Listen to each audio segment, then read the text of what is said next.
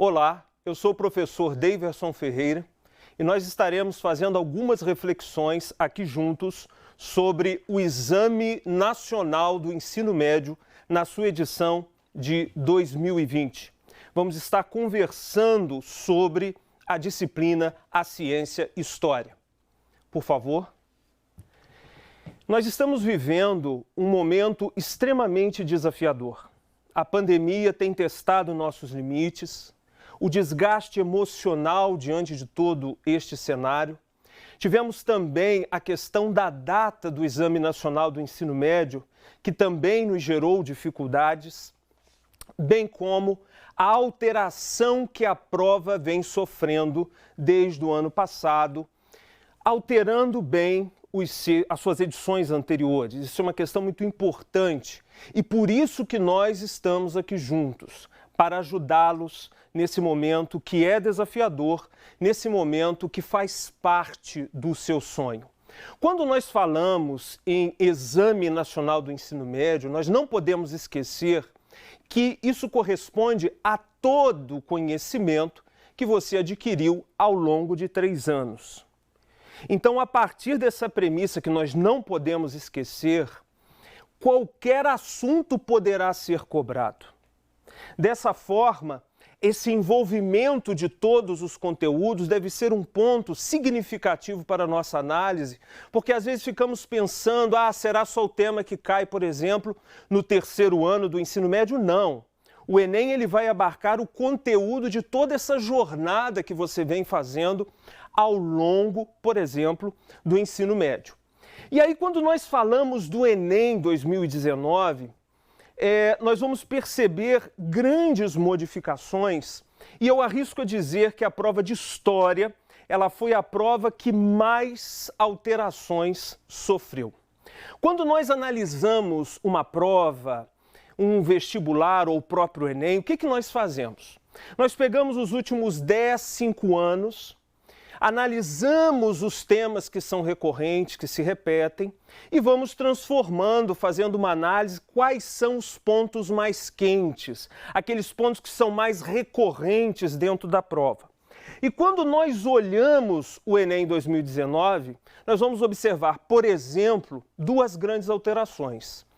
A questão da prova, que assume uma abordagem mais conceitual, uma abordagem conteudista, e também teremos uma mudança na estrutura da prova. O enunciado, as questões, elas ganharam um novo formato.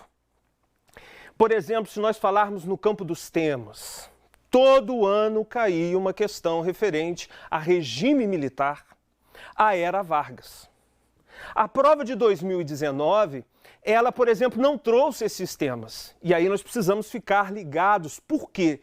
Porque este ano eles podem aparecer. E é fundamental, mas já que não caiu na prova no ano passado, então eu não vou estudar. Uma colocação errada, equivocada. Por quê? Porque é o exame do ensino médio. E em se tratando de história, por exemplo, como é que eu vou entender um governo Sarney se eu não entender o que veio antes, que foi o regime militar?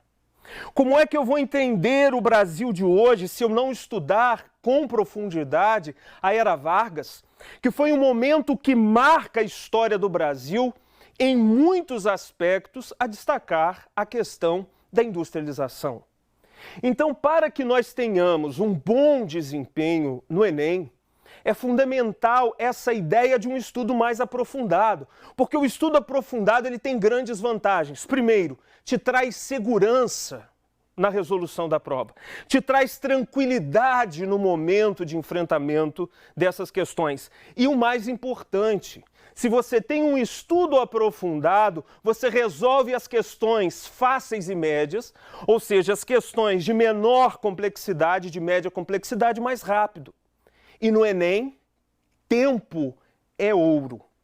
E a prova de História ela irá exigir de você 2 pilares centrais: a interpretação e a compreensão dos fenômenos históricos.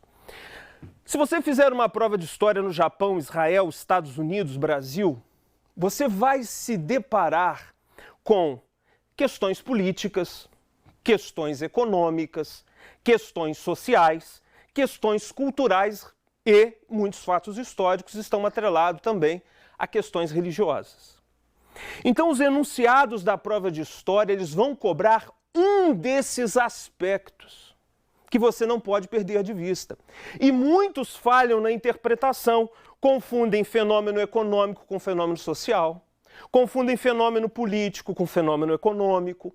Então, se você tiver essa expertise interpretativa de saber entender o que é uma causa econômica, social, cultural, religiosa, que nós veremos no avançar aqui do nosso encontro, você vai ter condições de interpretar melhor as provas de história.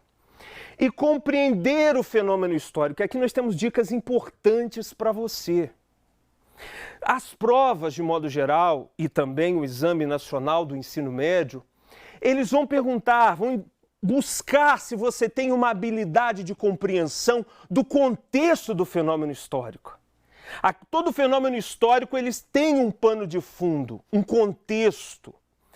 Se nós, por exemplo, falarmos de Primeira Grande Guerra Mundial, 1914 a 1918, nós temos um pano de fundo, um contexto. Nós temos lá uma disputa econômica, nós temos uma disputa territorial, nós temos um nacionalismo extremamente exacerbado na Europa, colocando as nações em choque. Então esse era o contexto da Primeira Guerra, que vão funcionar como elementos causais, que vão estar atrelados ao fenômeno das causas. Então, entender o contexto de um fato histórico, entender as causas de um fato histórico, as causas estopim, ou que nós podemos chamar também de causas gatilho, aquela causa que faz com que o fato histórico seja desencadeado. Exemplo, Primeira Guerra Mundial, já que estamos usando esse exemplo, a morte do arquiduque Franz Ferdinand, lá em junho de 1914.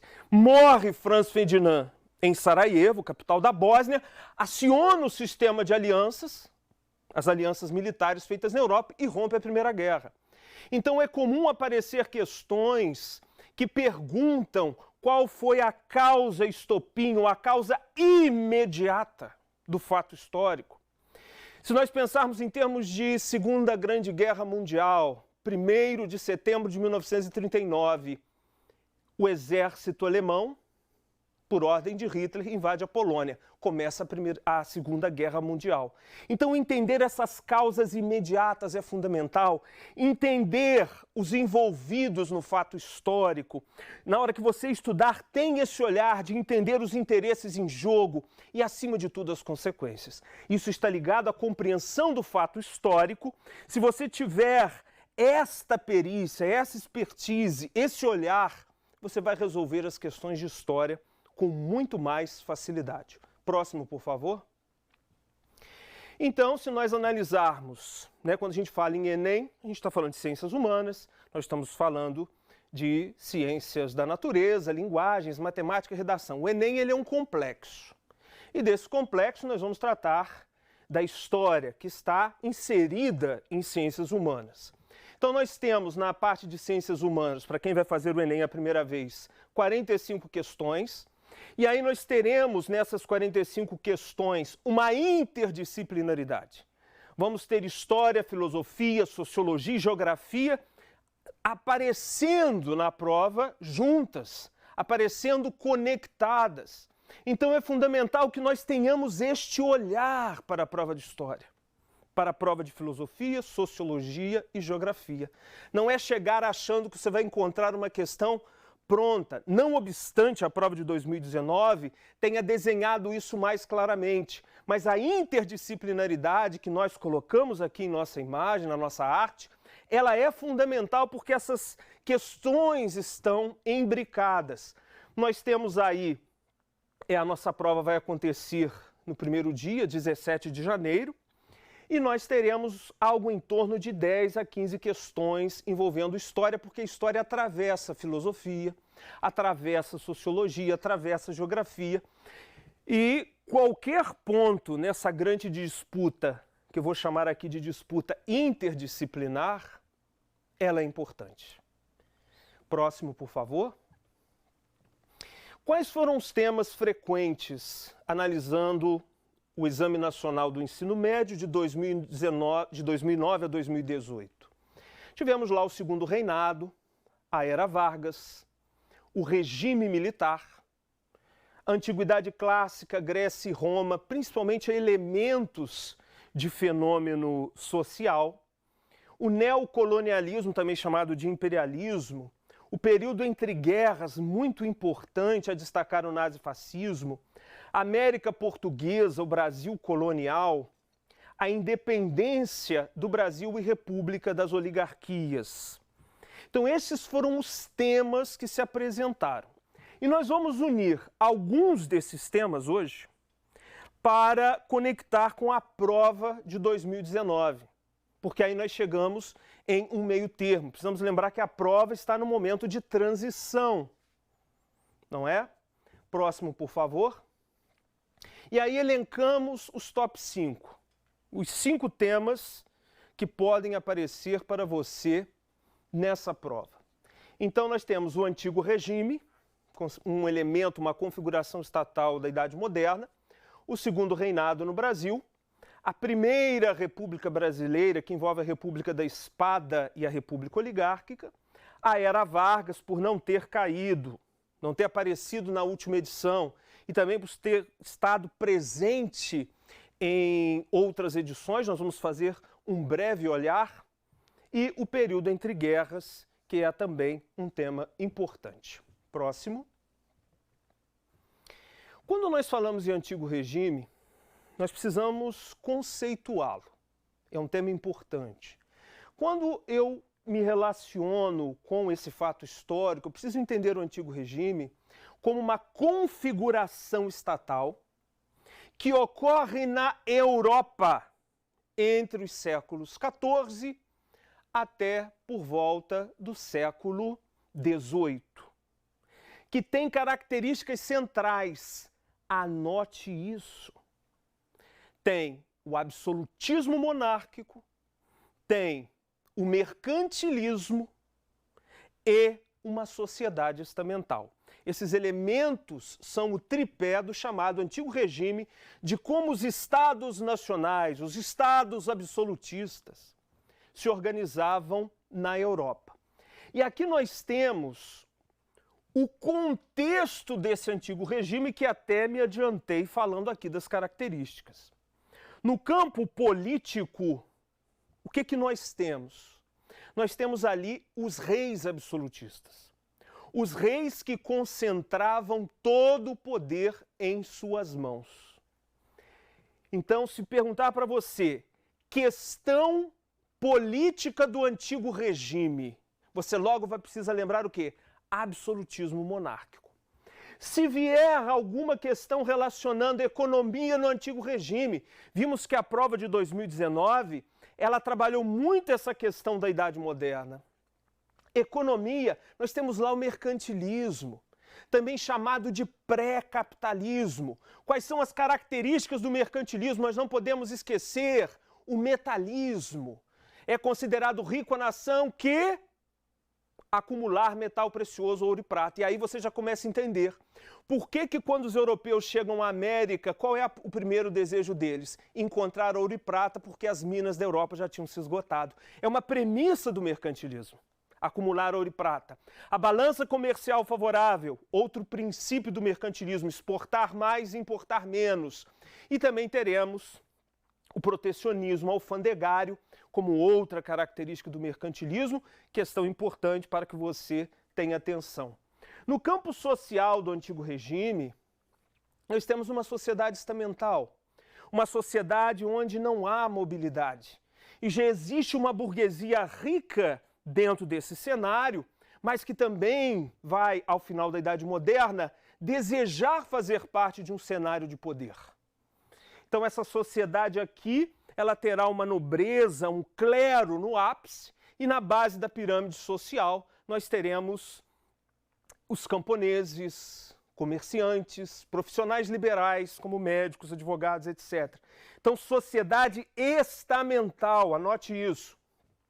No campo cultural está acontecendo um elemento muito importante que é o Renascimento.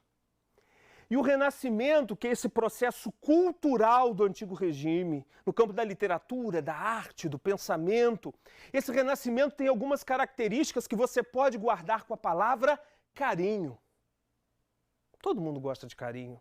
O C da palavra carinho, você pode fazer até um acróstico, quer dizer o classicismo no Renascimento, que é o resgate do pensamento greco-romano.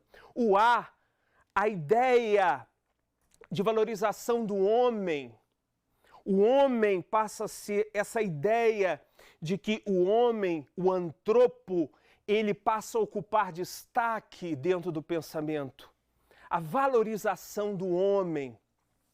Então, essa ideia do humanismo, esse resgate e valorização do homem dentro do antropocentrismo. Podemos falar, lembrando daquele acróstico carinho, não é? O R, o racionalismo. O individualismo, o naturalismo, que é buscar a natureza como um elemento que vai nos mostrar a verdade. Bem, que o Renascimento ainda traz elementos religiosos muito importantes. O H, lá da nossa palavra carinho, o humanismo, o hedonismo e o O, o otimismo. Então, se você guardar esse acróstico carinho, você tem as características do Renascimento e essas características são pedidas a vocês. Então, tem essa capacidade na sua prova de história de avaliar o que é política, o que é economia, o que é sociedade, o que é cultura, o que é religião. O que está acontecendo? Está acontecendo a reforma protestante a partir de Lutero em 1517. Depois teremos João Calvino na Suíça, teremos o anglicanismo acontecendo na Inglaterra, com Henrique VIII.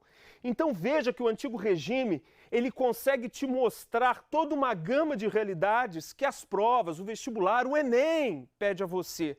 Então você precisa, como uma condição sine qua non, uma condição sem a qual você não pode deixar de perceber em qualquer fato histórico o que é política, o que é economia, o que é sociedade, cultura e religião. Porque a prova vai te perguntar isso. Se você tiver esta visão, né, como a juventude diz, esse bizu, guarde, vem comigo, que como diz o ditado, é sucesso. E nós teremos a expansão marítima. É nesse momento que a Europa se lança as grandes navegações, questão que é de prova, o primeiro país que se lançou as grandes navegações, porque reuniu essas condições, foi Portugal, e aí nós teremos, com a expansão marítima, os portugueses chegando ao Brasil. E aí vamos fazer uma observação. Expressão descobrimento. Não é uma expressão correta, não é verdade? Primeiro que o Brasil não estava encoberto. Segundo, descobrir uma terra que é habitada? Já haviam os nativos da América, os povos originários da América. Então essa palavra descobrimento a gente já precisa começar a ter um outro olhar. Próximo. Aqui nós temos uma imagem, uma charge, que ela foi muito divulgada ao longo da Revolução Francesa, onde você tem o terceiro Estado, representado pelo povo, que através de impostos ele sustentava o clero, a igreja e a nobreza. Essa charge ela aparece em inúmeras edições dos vestibulares de modo geral e também já apareceu no Exame Nacional do Ensino Médio. Foi um panfleto que circulou dentro da França durante a Revolução Francesa e abaixo da charge estava escrito: você deve esperar que este jogo acabe em breve. Isso é um contexto da Revolução Francesa que sintetiza o antigo regime, que é a exploração do chamado terceiro Estado. Próximo, por favor. Próxima imagem. Chegamos então no segundo reinado. Segundo reinado, que vai de 1840 a 1889. É o período mais longo de um governo. Foi quando Dom Pedro II governa o Brasil 49 anos, 4 meses e 3 dias. Quase 50 anos de governo. Então nós temos aqui vários fatos importantes, mas vamos destacar aqueles que são inerentes, que já apareceram, que são importantes para o Exame Nacional do Ensino Médio. Primeiro, no campo político, por isso que fique atento, o que é político, o que é economia, o que é sociedade. A chamada políticas avessas. Porque, diferente do sistema inglês, a monarquia inglesa até hoje é um modelo, você tem o povo elegendo um parlamento. Esse parlamento, a depender da maioria do partido, eles elegem um primeiro-ministro. E você tem a figura do rei como chefe de Estado. No Brasil era o contrário, pela Constituição de 1824. O imperador escolhia o primeiro-ministro e esse primeiro-ministro convocava eleições para formar o poder legislativo. Então ele é ao contrário, ele é às avessas de um modelo mais antigo, que é o modelo inglês, por isso recebe o nome, pode cair para você com essa expressão, políticas avessas ou política abrasileira. Quando isso se apresentar para você em uma questão, está falando de cenário político do segundo reinado. Economia, não pode esquecer o café. O café que foi o chamado ouro negro, o rei negro do segundo reinado. O Brasil vai se tornar o maior exportador de café do mundo dentro deste cenário. E aí, questões que podem envolver o café. O café, por ter o nome Coffea arábica, as pessoas acham que o café é árabe. Não, o café é africano. O café é uma planta das regiões altas da Etiópia. Os árabes, na expansão árabe, invadem a África, dominam a África e vão levar este café para a Europa. E aí esse café chega até a América e nós vamos ter, por volta ali do século de 1720, não é? Início do século XVIII, primeiras sementes e mudas entrando no solo brasileiro.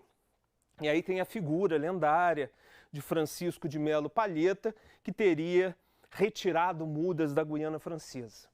Então esse café passa a ser uma potestade econômica, uma grande força econômica, a destacar primeiramente a região sul-fluminense, principalmente Valença e Vassouras, e na segunda fase o café se espalha para o oeste paulista e depois para o Paraná e Minas Gerais na terceira fase.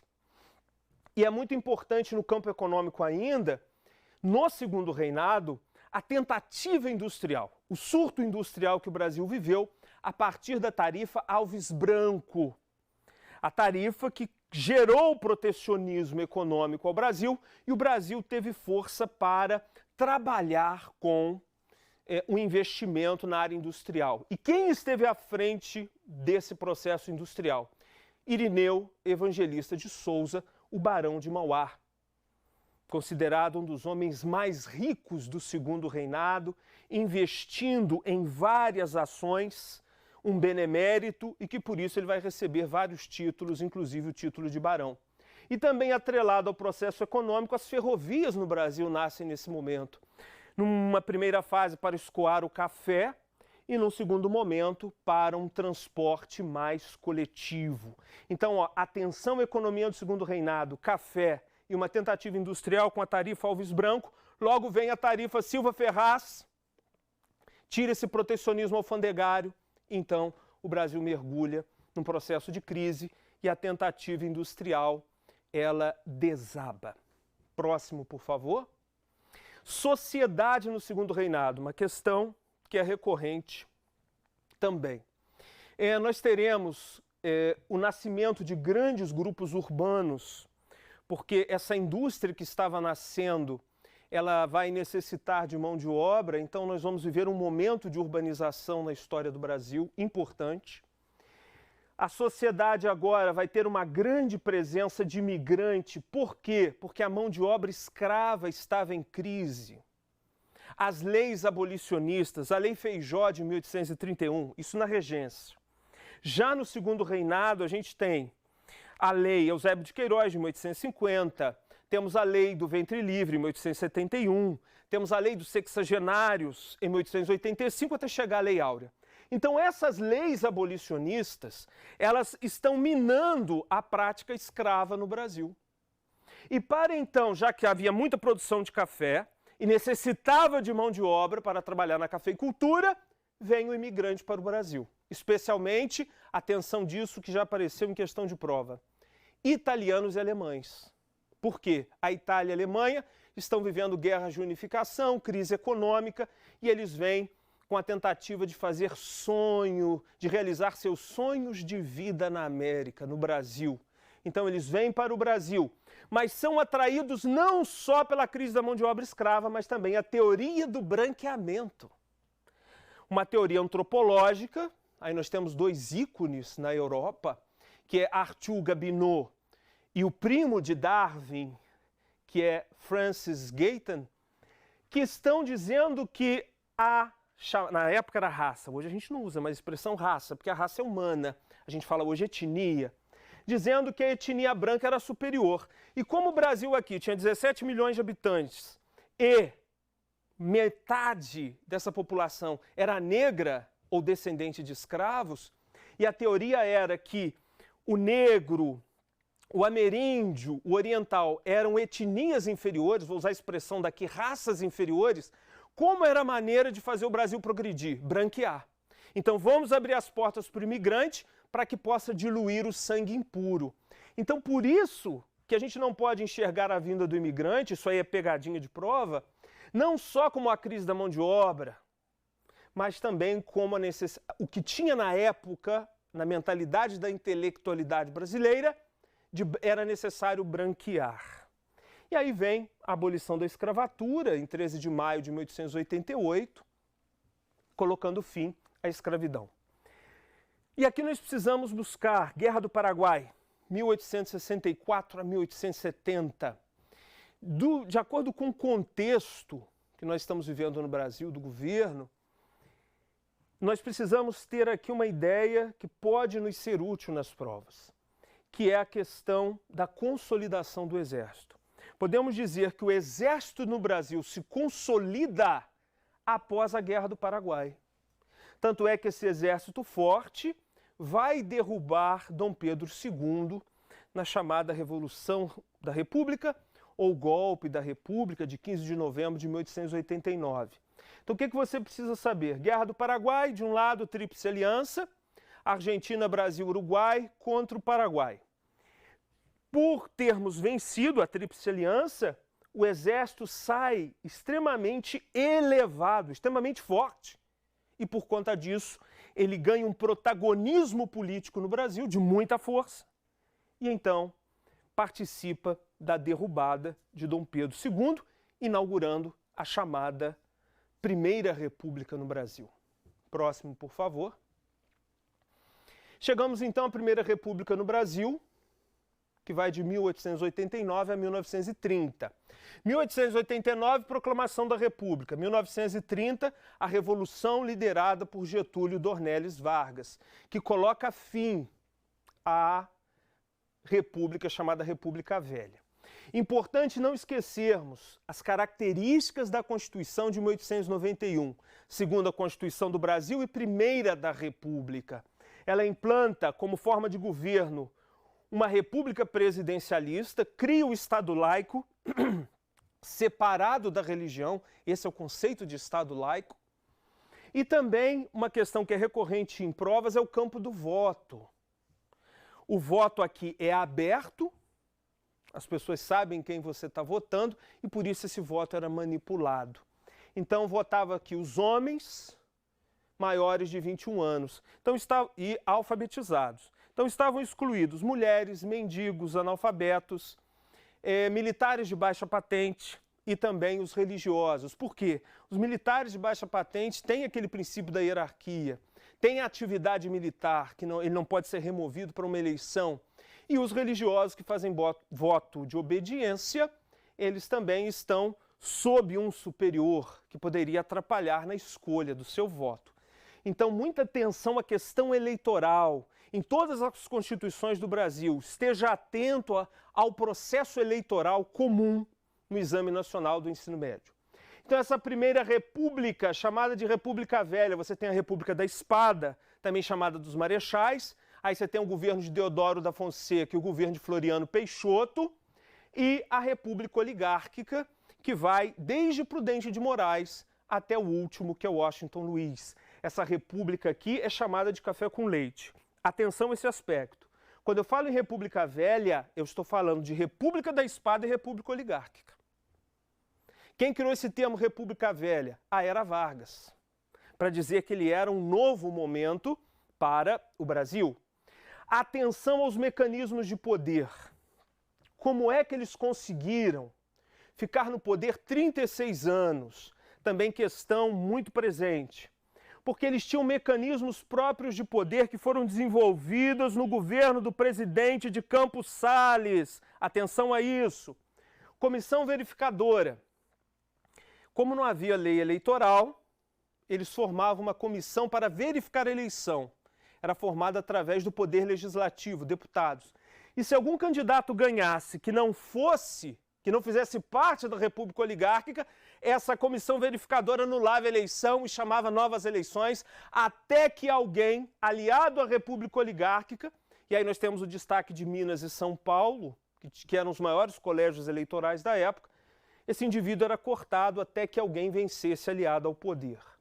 A política dos governadores, essa aliança do presidente com os governadores, para que, liberando verbas para os governadores, eles indicassem deputados e esses deputados chegassem ao poder de uma forma que eles fossem aliados dos presidentes que seriam eleitos.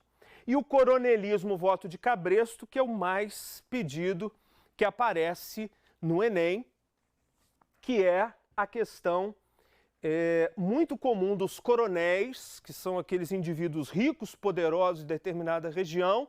Como o voto era aberto, e esses coronéis tinham sob seu poder grandes comunidades, esse coronel exigia que o quê? Que o povo votasse no candidato que ele queria. Então, estes são os mecanismos de poder que fizeram com que a República Oligárquica no Brasil ficasse durante 36 anos, até que vem a Revolução de 30 de Vargas e põe fim a esse processo.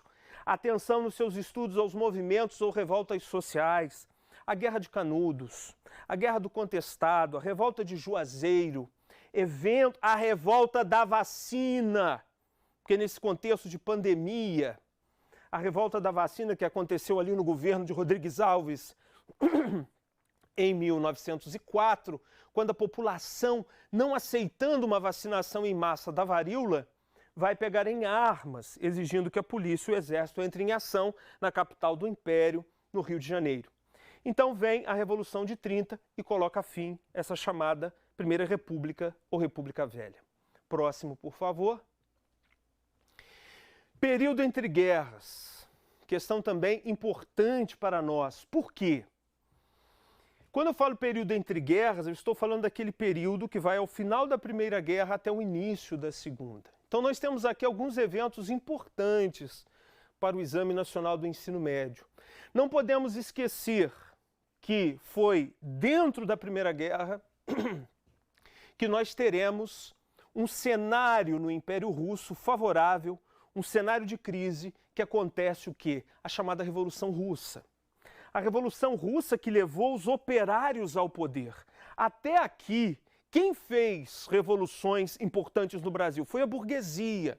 Se a gente pensar em termos de Revolução Francesa, se a gente pensar em termos de Revolução Industrial, aqui acontece um evento inédito, um pouco antes do período entre guerras, 1917. Os operários tomam o poder na Rússia e aí vai nascer a União Soviética e que vai depois rivalizar com os Estados Unidos na chamada Guerra Fria.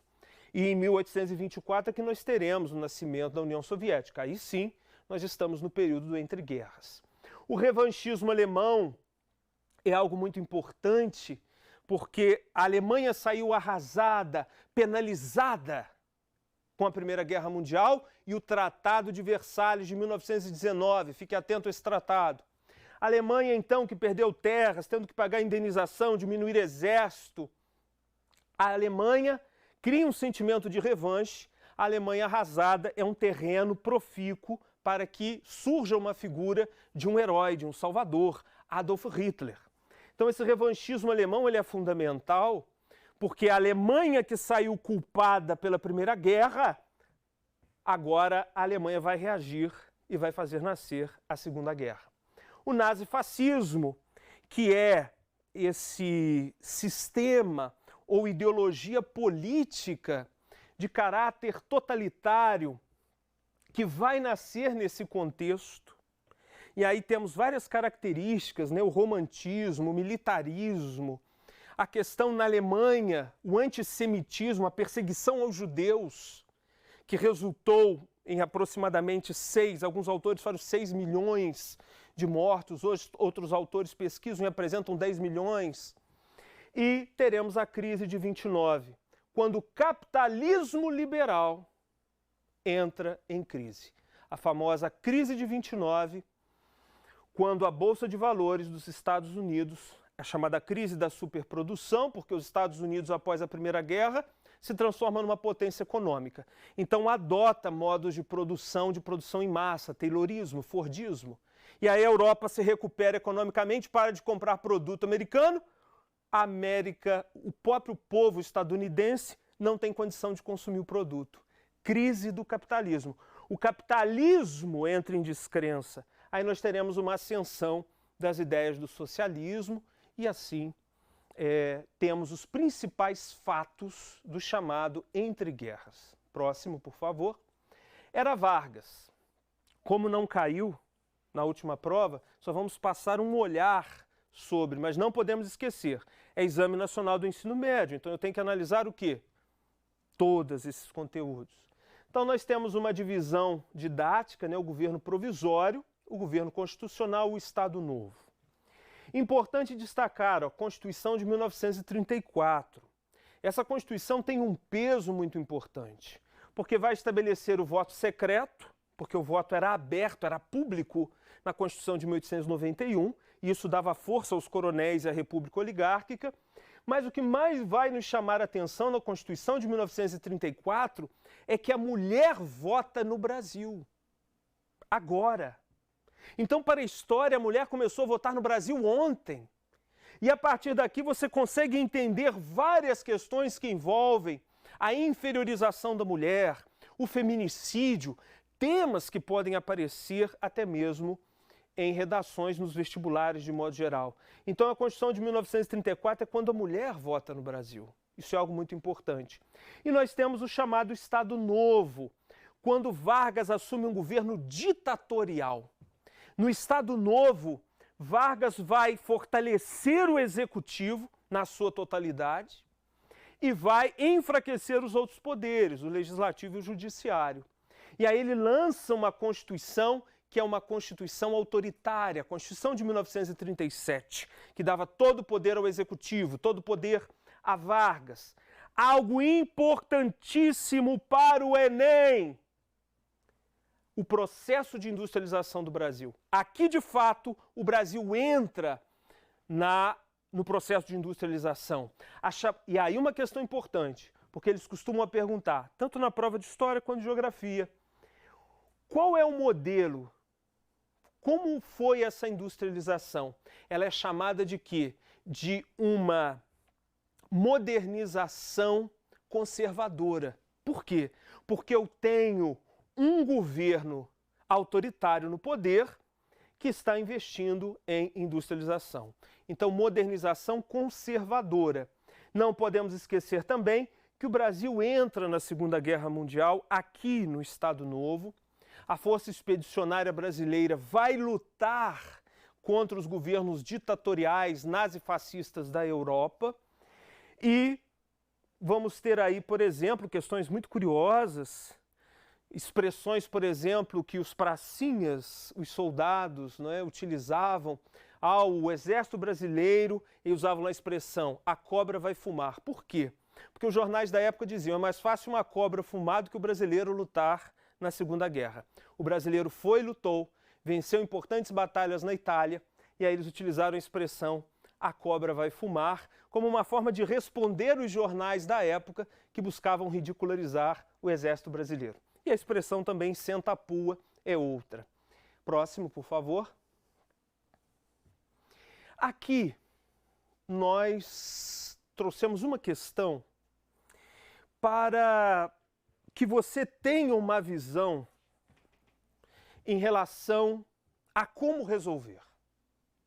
Geralmente, quando você vai resolver uma questão, você começa aqui, que é chamado de, poderia ter aqui um enunciado.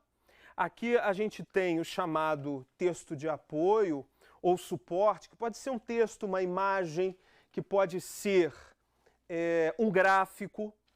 Aí vem o comando da questão e os chamados distratores. Essa é uma dica importante para você. Geralmente a gente começa assim, ó, enunciado, suporte, comando, distratores. Qual é a melhor forma? Qual é o melhor caminho? Em história, é melhor você começar aqui, ó. Não aqui. Por quê? Porque, como eu disse, no campo da interpretação, a história tem causas econômicas, políticas, sociais, culturais, até mesmo religiosas. Então, quando você começa pelo comando, e aí é importante que você lá na sua prova, se você estiver fazendo uma prova física, sublinhar. Então o comando vem: a tática adotada pela Inglaterra no século XVI, conforme citada no texto, foi o meio encontrado para... Então qual é a frase, a palavra central aqui, ó? A tática adotada pela Inglaterra no século XVI. Esse é o nosso comando. Depois que você leu isso, e aí você pode sublinhar também, de acordo com o contexto, não é o que você sabe, é de acordo com o contexto. Muitos alunos tropeçam em história por causa disso. Eles olham uma questão, é aquilo que eles sabem, mas não é o que você sabe, é de acordo com o contexto. Isso é interpretação. Então, aí sim, a partir do momento que você leu, interpretou e entendeu, o que você faz? Aí você vai para o suporte. Porque aí você já está com a lente que a questão está te pedindo. E então, você vem aqui e vai fazer a análise. Então tá lá. A ocasião fez o ladrão. Francis Drake travava sua guerra de pirataria contra a Espanha papista quando roubou as tropas de mulas que levavam ouro do Peru para o Panamá. Graças à cumplicidade da rainha Elizabeth I, ele reincide e saqueia a costa do Chile e do Peru, antes de regressar pelo Oceano Pacífico e depois pelo Índico. Francis Drake, ele era um pirata, né? No caso aqui, quando o pirata ele rouba para a coroa, ele é chamado de corsário. O pirata rouba para si. O corsário é um pirata que está roubando sob uma bandeira, né? Sob uma coroa. Ora, em Tenarte é uma região da Indonésia, onde haviam colônias portuguesas. Ele oferece sua proteção a um sultão revoltado com os portugueses. Assim nasce o primeiro entreposto inglês ultramarino.